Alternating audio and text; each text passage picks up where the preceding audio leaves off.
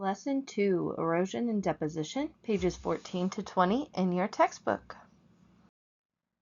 So as always, we're going to start with the connected. So the first thing we need to do is circle the change shown in the photo. Then draw an arrow to show the direction of the rock's movement. So we can see here that some of the rocks have fallen down. So we have our circle in this area and then our arrow that shows where the rocks have moved. So how has Earth's surface changed in this photo? Rock has moved from one location to another. And what natural processes do you think caused the change you observed? And as erosion and weathering occurred, gravity caused the rocks to move downhill. All right, changing Earth's surface. So erosion is the process that moves weathered rock from its original location. Gravity, water, ice, and wind are all agents of erosion that moves sediments around. Deposition occurs where the agents of erosion deposit or lay down sediment. Erosion and deposition change the shape of Earth's surface, similar to an ant carrying away soil to build an anthill. Mass movement. So mass movement is gravity moves rocks and other materials downhill. It's often caused by natural disasters like floods, earthquakes, and hurricanes. So mass movement, figure 2. Different types of mass movement have different characteristics.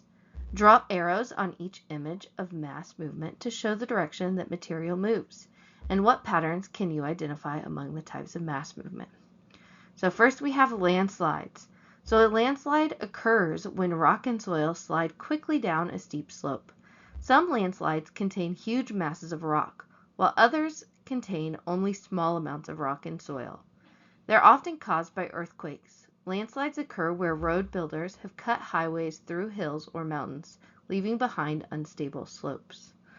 So in this one, our arrows should go down, pointing from the top where the rock would be, down towards the ground where it is falling. Next, we have mud flows. So a mud flow is the rapid downhill movement of a mixture of water, rock, and soil. Mud flows often occur after heavy rains in a normally dry area.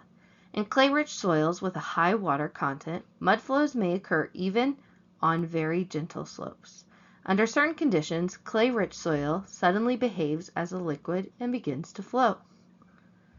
In this one, the mud flow is occurring from where the mud is and out again towards land. So it's coming from the top and out. Next, we have slumps. So in a slump, a mass of rock and soil suddenly slips down a slope. Unlike a landslide, the material in a slump moves down in one large mass.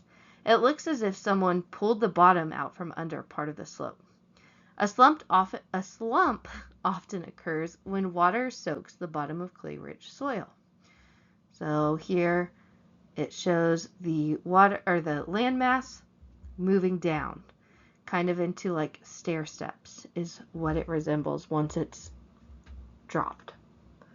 Lastly, we have the creep. So a creep is the very slow downhill movement of rock and soil. It can even occur on gentle slopes. Creep often results from the freezing and thawing of water in cracked layers of rock beneath the soil.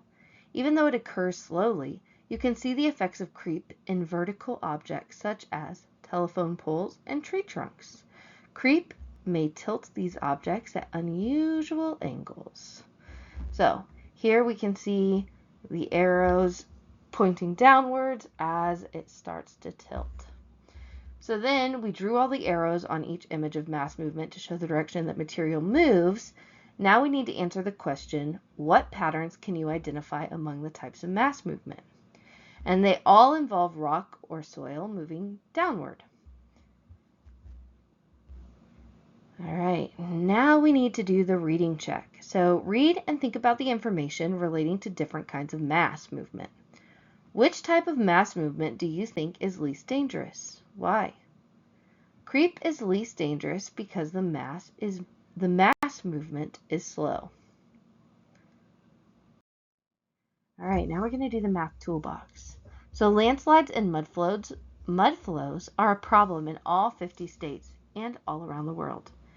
Annually in the United States, Landslides cause $1 billion to $2 billion in damage and about 25 deaths. But some catastrophic mass movements in other countries have killed more than 100,000 people. What proportion of landslides were caused by earthquakes? So, half were caused by earthquakes. We can see based on our chart over here that of the 1, 2, 3, 4, 5, 6, 7, 8, 9, 10, 1, 2, 3, 4, 5 of them were caused by earthquakes. So 5 divided by 10 is half. That's how we came up with that answer. Next, which process caused the most landslides and which caused the fewest landslides? So we know that earthquakes caused the most because half of them were caused by that. The next one is a volcanic eruption that caused the fewest.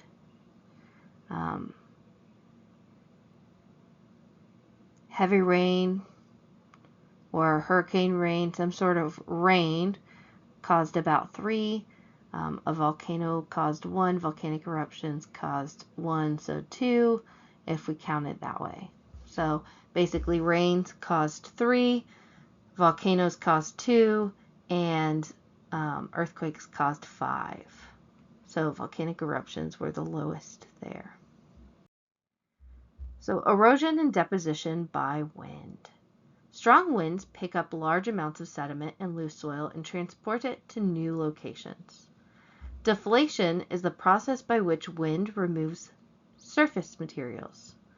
Abrasion is water, wind, and ice carrying particles that rub or scrape against exposed rock, wearing it away.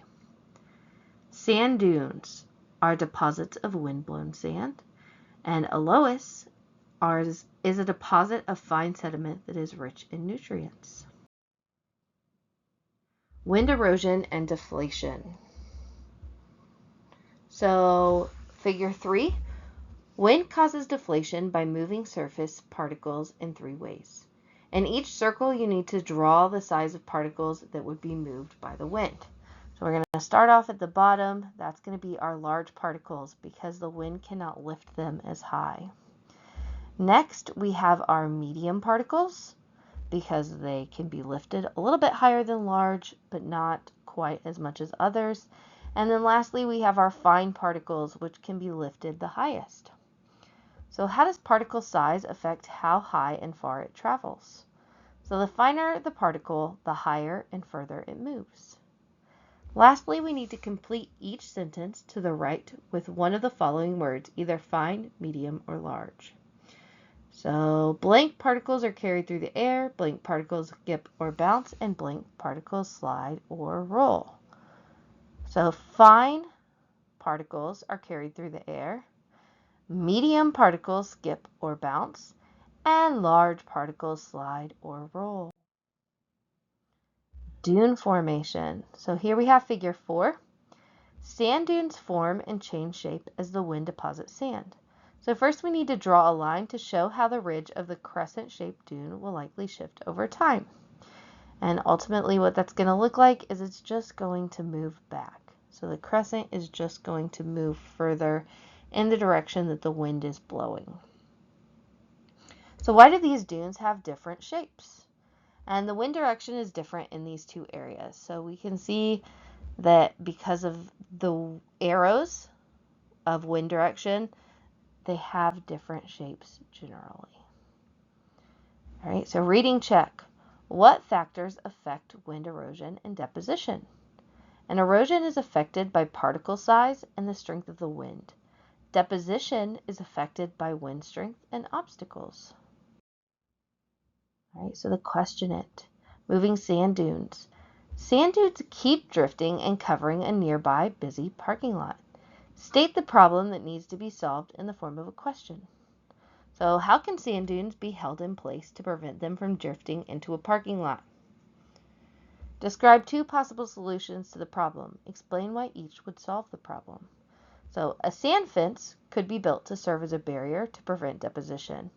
Native vegetation could be planted on the dunes to anchor them in place. Both of these would solve the problem. Lastly, we have our lesson 2 check. So, what kinds of mass movement happen quickly? And that's landslides, mudslides, and slumps. Describe a way in which deposition by gravity slowly changes Earth's surface. Gravity can cause rock and soil to move very slowly downhill in the process of creep. As a result, objects on the surface can become tilted. 3. Explain how the wind both builds up and wears down Earth's surface in a desert. Give examples of features that result from these processes.